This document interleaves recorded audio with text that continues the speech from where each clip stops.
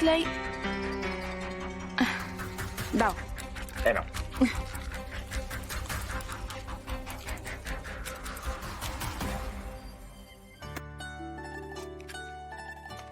না কাটো কাটবো আর ফুদি বলো হ্যাঁ Happy birthday to you. Happy birthday to you. এই নাও। আগে তুমি খাও আগে তুমি খাও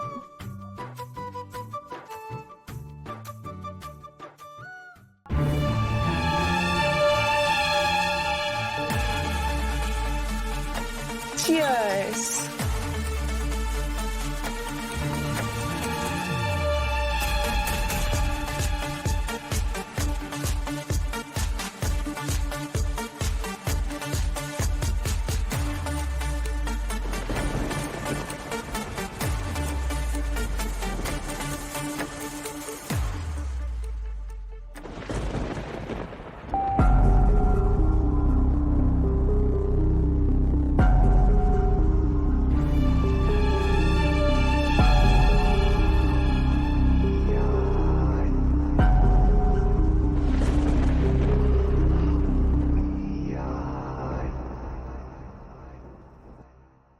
কি শোনা তিনটে ভাগ করলে কেন আমরা তো দুজন তাই না শুধু তুমি আর আমি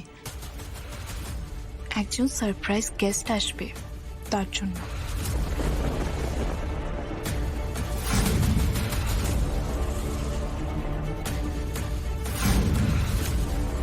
স্পেশাল গেস্ট কে আসবে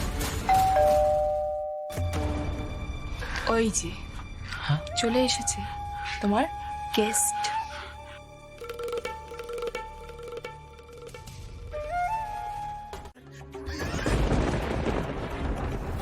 আমার তোমাকে কিছু বলার ছিল পীযূষ তাই ওকে ডেকেছি কথা কি কথা এটাই বলার ছিল যে আমি তোমাকে না ডক্টর সুমিত শাহকে ভালোবাসি তোমাকে আমি আগের মতোই ঘেন্না করি ওর ঘেন্নাটা আরো বেড়ে গেছে পীযূষ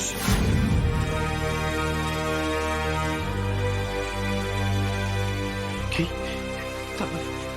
তার মানে তুমি এতক্ষণ ধরে আমার সঙ্গে যা করছিলে সব সব নাটক করছিলে তুমি নাটক করছিলে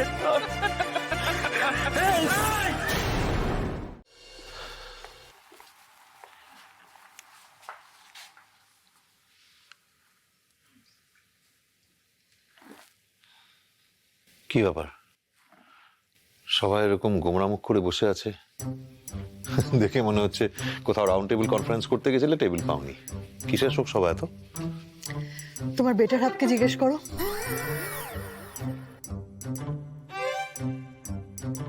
কি ব্যাপার মধু শাশুড়ি মাকে জিজ্ঞেস করো যাও কি হয়েছে বাবা আমি বলতে পারবো না আমার কাছে কোনো খবর নেই বুঝেছি তাহলে আমার মতামতটা জানিয়ে দিই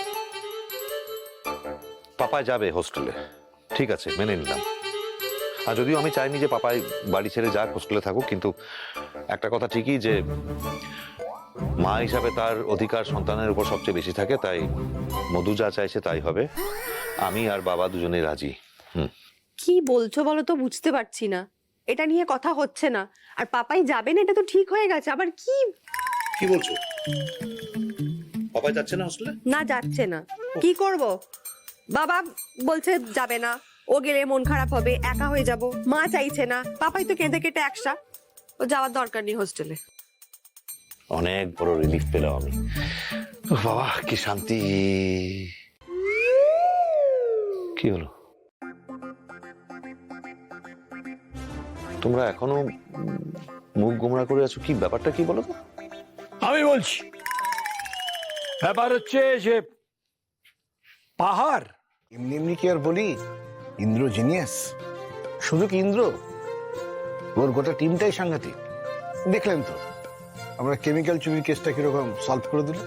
দুর্দান্ত ইনটিউশন ইন্দ্র, ঠিক খুঁজে বার করে ফেললো কোথা থেকে জিনিসপত্র পাচার হচ্ছে। হ্যাঁ হ্যাঁ হ্যাঁ, ঠিক আছে ঠিক আছে, জানিয়ে দেবো জানিয়ে দেবো জানিয়ে দেবো। হ্যাঁ হ্যাঁ, রাখছি রাখছি রাখছি। হ্যাঁ হ্যাঁ, পরে কথা হবে। হ্যাঁ ঠিক আছে স্যার, হ্যাঁ, ডিসিপি ইন্দ্রজিৎ বসাক আপনার সঙ্গে দেখা করতে এসেছেন। আসতে বলো। Okay sir.